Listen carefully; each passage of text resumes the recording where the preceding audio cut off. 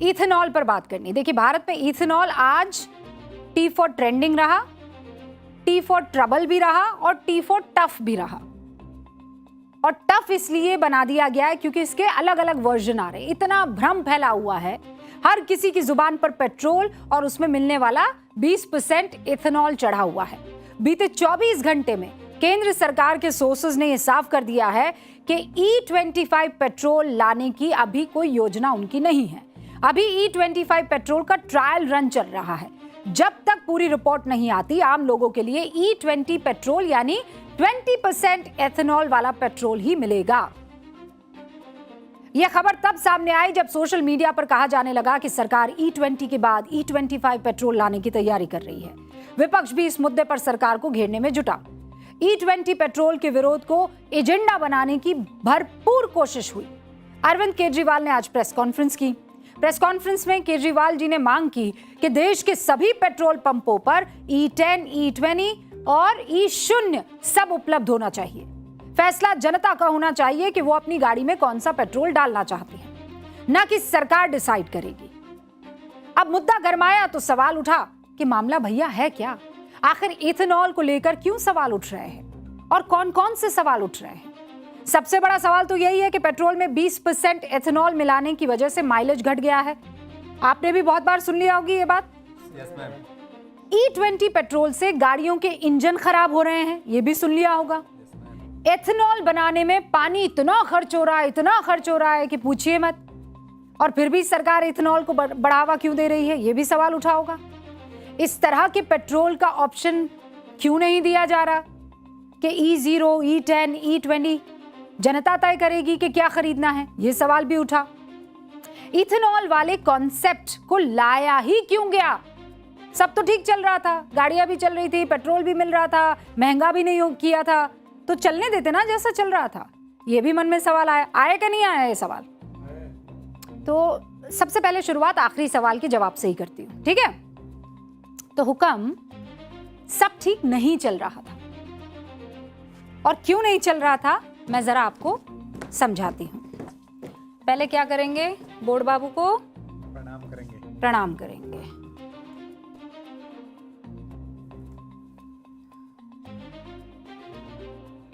ठीक है, सबसे पहले आपको यह जानना होगा कि भारत में गाड़ियां कितनी हैं।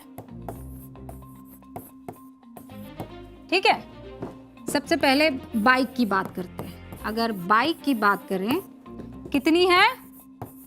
20 करोड़। ठीक है, हाँ, आगे बढ़िए। ये तो बाइक। अब आ जाइए आप कार पर। कार कितनी है? 2 करोड़ 80 के आसपास। ठीक है, इतनी लगभग गाड़ियां हैं। और ये सारी ये जो दोनों मैं बता रही हूं, ये किससे चलती हैं? ये पेट्रोल से चलती हैं। और ये दोनों अकाउंट अगर मैं मिला दूं, डिजिट्स मिला दूं, तो लगभग 10 करोड़ लीटर पेट्रोल हर दिन खाती हैं। कितना? 10 करोड़ लीटर हर रोज। ये पेट्रोल कच्चे तेल से बनता है, रिफाइंड, आप तो जानते हैं। कच्चा तेल जो है उसका 85% हम कहां से खरीदते हैं? हम दूसरे देशों से खरीदते हैं। मतलब ये हमारा खर्च बढ़ाता है। 85% हम बाहर से मंगा रहे हैं। अब जो लोग ये कह रहे हैं कि इंतजार करना चाहिए था, जल्दबाजी में गाड़ियों को कबाड़ा क्यों किया जा रहा है, उनको ये पता होना चाहिए कि भारत में 1 करोड़ 63 लाख पेट्रोल कार 2020 में थी। कितनी थी? 1 करोड़ 63 लाख पेट्रोल कार्स 2020 में। भारत में कानून है कि पेट्रोल कार ज्यादा से ज्यादा 15 साल तक हम चला सकते हैं। फिर तो 20% एथेनॉल के इस्तेमाल के लिए हमें कितना समय लगता सारी की सारी गाड़ियां जाने में? ये जो अभी मैं आपको गाड़ियां बता रही थी, कितनी थी? 1 करोड़ 63 लाख पेट्रोल की जो गाड़ियां 2020 में बनी थी, इनको पूरी तरह से फेज आउट होने में 15 साल का वक्त चाहिए था। तो 15 साल का वक्त इस लिहाज से कितना हुआ? 2020 में 15 जोड़िए कितना हो गया? 2035। 2035 तक इंतजार करती सरकार और फिर 20% एथेनॉल लेकर आती, तब जाकर ही गाड़ियां खत्म होती ना। क्या तब तक भारत 22 लाख करोड़ रुपए का कच्चा तेल बाहर से मंगवाता रहे? या हम कोई धीरे धीरे अपना ऑप्शन तैयार करें? कौन सा ऑप्शन बेहतर है? 22 लाख करोड़ रुपए का कच्चा तेल बाहर से मंगवाया जाए तब तक, या फिर एक अलग धीरे धीरे फेज में ऑप्शन तैयार किया जाए? ये मैं आप पर छोड़ती हूं, क्योंकि चीन जैसे देश कच्चे तेल से निर्भरता खत्म करने के लिए इलेक्ट्रिक व्हीकल की तरफ बढ़ गए हैं। यह सच है कि 2020 से पहले की गाड़ियों में पेट्रोल, खासकर पेट्रोल में 20% एथेनॉल अगर मिला है तो माइलेज कम हो रहा है। यह झूठ नहीं है, सरकार भी मान रही है। सरकार ने यह भी माना है, और क्या माना है वो भी आपको मैं बता देती हूं। ये जो माइलेज वाली पूरी कहानी है ना, माइलेज की पूरी कहानी को, इसको ऐसे समझिए कि अगर वो 2020 की गाड़ी है तो कितना कम होगा? 6% माइलेज कम होगा। मतलब अगर आप 1000 रुपए का पेट्रोल डलवाते हैं, अगर वो 10 का माइलेज देती है, अगर E20 नहीं डलवाए तो अगर ये 10 का माइलेज देती है तो कितना चलेगी? ये 100 किलोमीटर चलेगी। और अगर आप इसमें E20 वाला पेट्रोल डालते हैं तो ये चलेगी, 6% कम कर दीजिए, 94% चलेगी। माफ कीजिएगा, 94 किलोमीटर चलेगी, क्योंकि पहले वो 100 किलोमीटर चल रही थी, अब उसमें आप 6% की कमी करेंगे तो 94 किलोमीटर। अब इससे देश का फायदा क्या है वो भी तो आपको समझना चाहिए। मतलब ये नुकसान कितना हुआ? 6% का हुआ। आपको ये बातें कटु और कड़वी लग सकती है, लेकिन देश के नागरिक होने के नाते आपको ये सारी चीजें पता होनी चाहिए। ये तो आपने देख लिया कि 6% का माइलेज गाड़ी का गिरता है। पहले 100 किलोमीटर चल रही थी 10 के माइलेज पर, लेकिन E20 डलवाने से वो खाली 94 किलोमीटर चलेगी।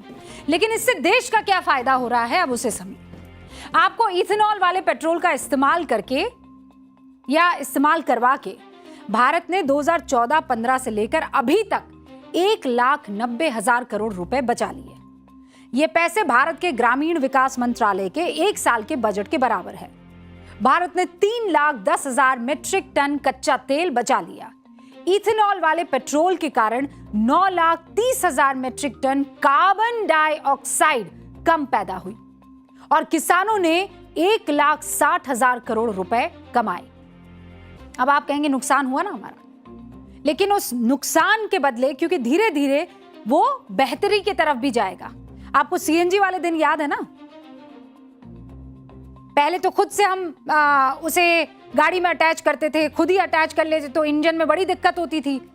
फिर क्या हुआ, जब गाड़ियां बना कर उसे कंपनियां देने लगी तब दिक्कत नहीं हुई।